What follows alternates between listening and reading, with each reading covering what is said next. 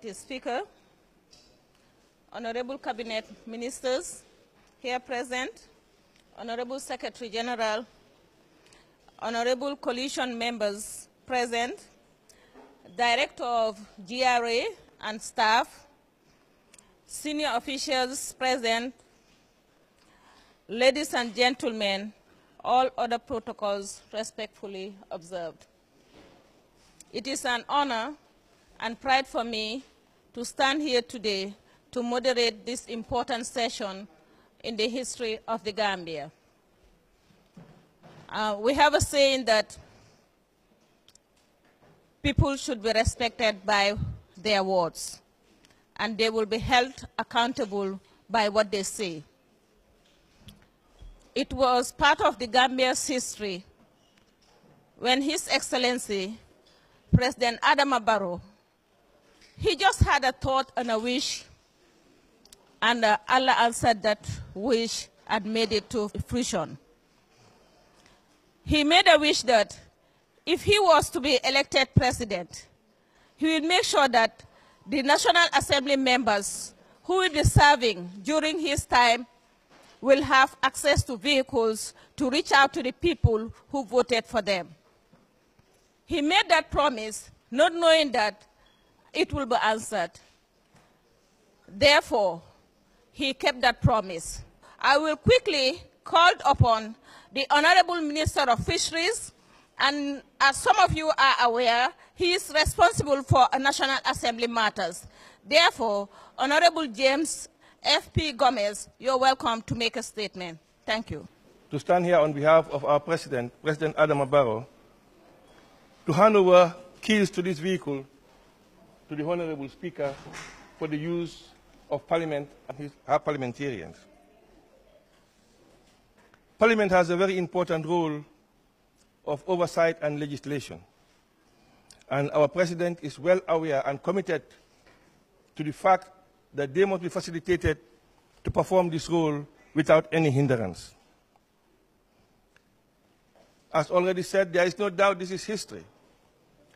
In my short life in this country, I've never witnessed an occasion when parliamentarians were so empowered by giving them access to go back to their people.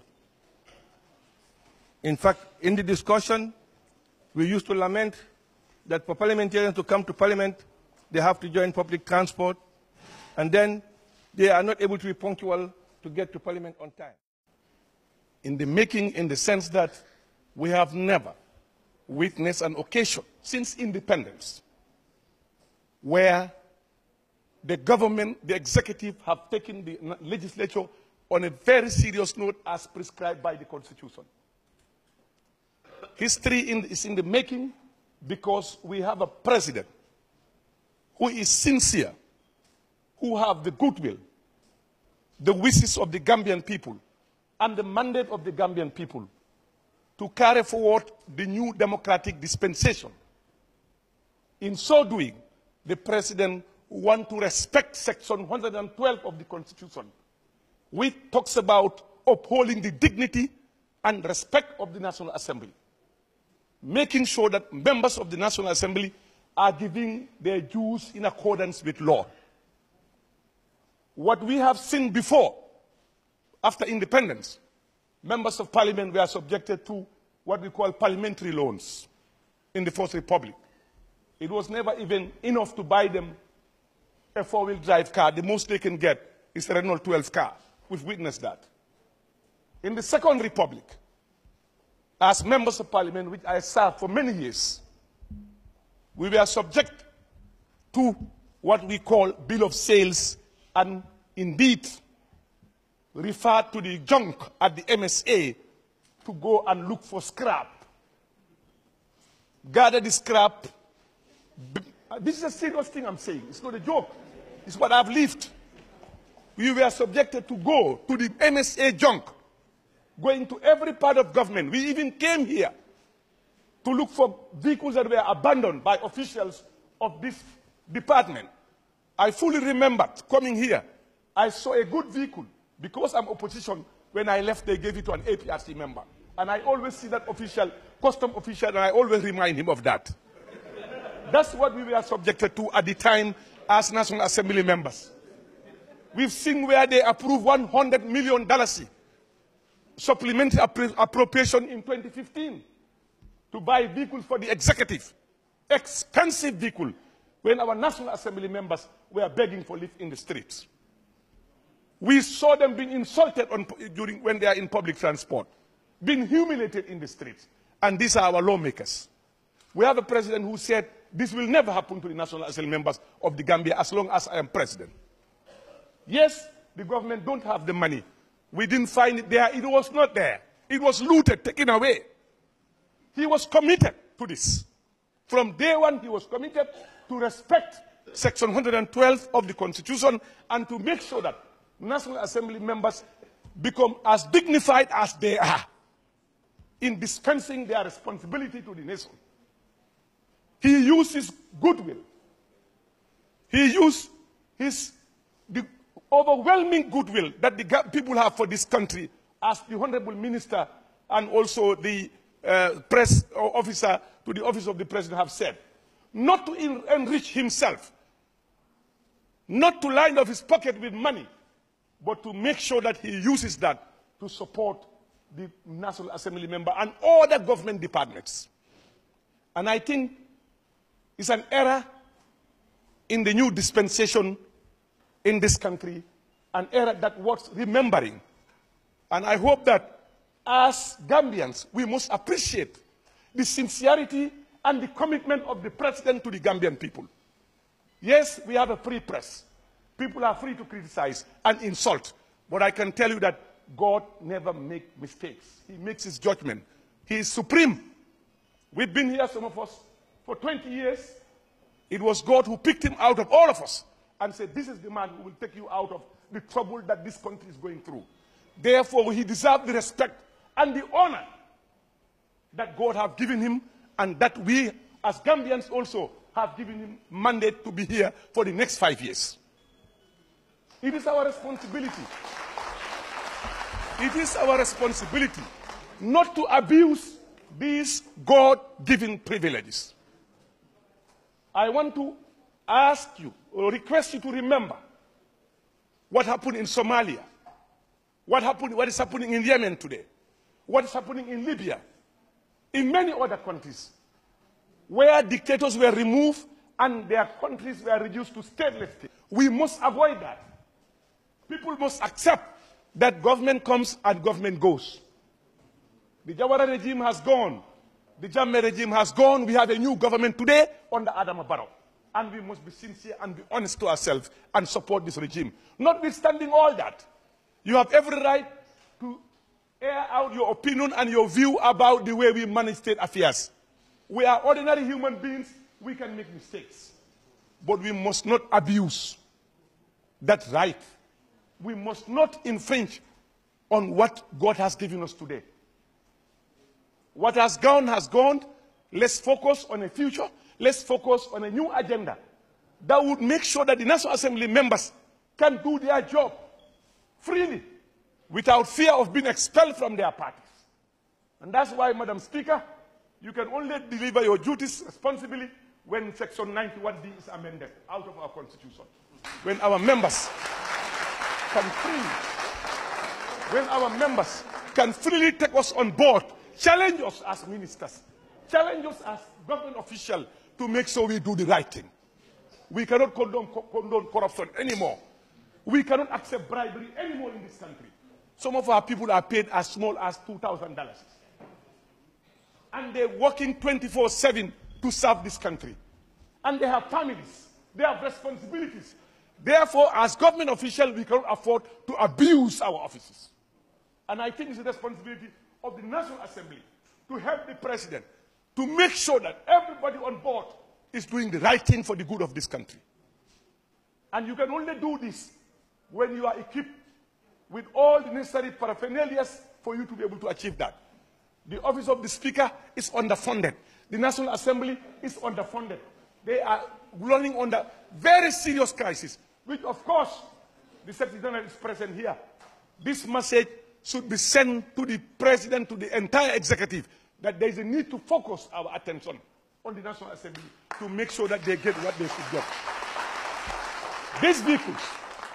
These vehicles are not meant for the National Assembly member. It's meant for the office of the National Assembly member of that constituency. Let me make that clear. They cannot go to sell this vehicle. When you are a member for Banjul South, it's for the office of Banjul South. You use the car, use this vehicle for the purpose of your duties. Yes, nobody stop you from politicking as a politician with your vehicle. No one will talk about that. We stop government vehicles, but you cannot stop politicians from doing politics with their vehicles. But again, we must, as a central government, as the executive, look at the means of how they will effectively use this vehicle. But although they have constituency allowance, transport allowance, is that enough to give them the fuel that they need to run this vehicle? My answer is no. Is that enough to maintain the vehicle? I therefore urge the office of the Speaker to devise a system how this vehicle can be maintained and how we can effectively use them for the good of the Gambian people. Reminding them of their responsibility of Section 112B, that they are serving the Gambian people. These vehicles are not meant for them to serve their parties at the expense of the nation. Nobody stopped them going on, as I said. But then they must make sure that the Gambian people, who elect them, and as clearly specified in the Constitution, that they serve them accordingly. But I think the time has come for us to focus ourselves on the National Assembly to make sure we elevate it to the status as we have seen in other parts of West Africa. Madam Speaker, today you are witnessing an occasion where we are handing over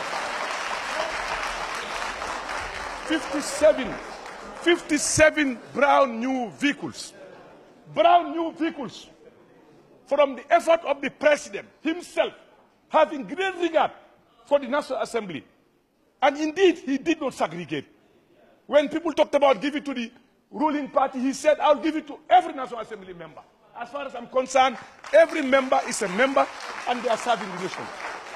He insisted that every member must be given a vehicle. For him, he's not looking at anybody as an opposition or government. He believes every National Assembly member is there to serve the nation as he himself is there to serve the nation. And I think this has demonstrated his ultimate desire and wish to make sure that this country moves forward. And I have a warning. For those who think that they can destabilize this country, they can find a way of destabilizing this country, they must be fooling themselves. God has decided that Barrow is the president, who will remain president of this country. God has decided that. We ask everybody to join the political arena. Join any party of your wish. Be part of any election as you want. We will make it as democratically, as open as possible. But those who want to abuse the system will find themselves somewhere very uncomfortable at the end of the day. So we will pray that the peace of this country, the stability of the Gambia, will continue and will remain as it is. We cannot say more than thank you to His Excellency, the President of the Republic, Mr. Adama Barrow, on behalf of the National Assembly itself, because these vehicles are meant for the use of the National Assembly and by extension to the individual members of the National Assembly for use for their oversight functions in their various constituencies. We say a very big thank you to His Excellency the President for making this facility available to the National Assembly members at no cost. The status of the National Assembly ought to be maintained. It used to be an embarrassment for me to see my National Assembly members standing by the roadside begging for lifts. At one point, I had to give them my utility car to take them. So this is a big relief, and it's much appreciated. And I'm sure all honorable members will be happy and are elated to be given these vehicles.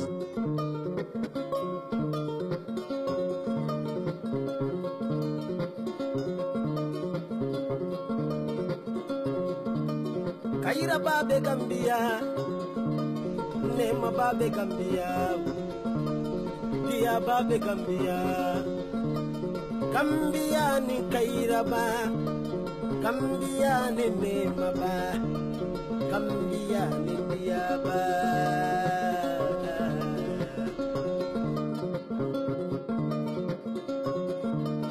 Kaira babe Gambia, nema babe Gambia, dia babe Gambia. Gambia ni kaira ba, Gambia ni nema ba, Gambia ni dia ba. Alinga mutaje kaira ba, alinga mutaje nema ba, alinga mutaje dia ba. Dia lenyonte, alinga mutaje dia ba.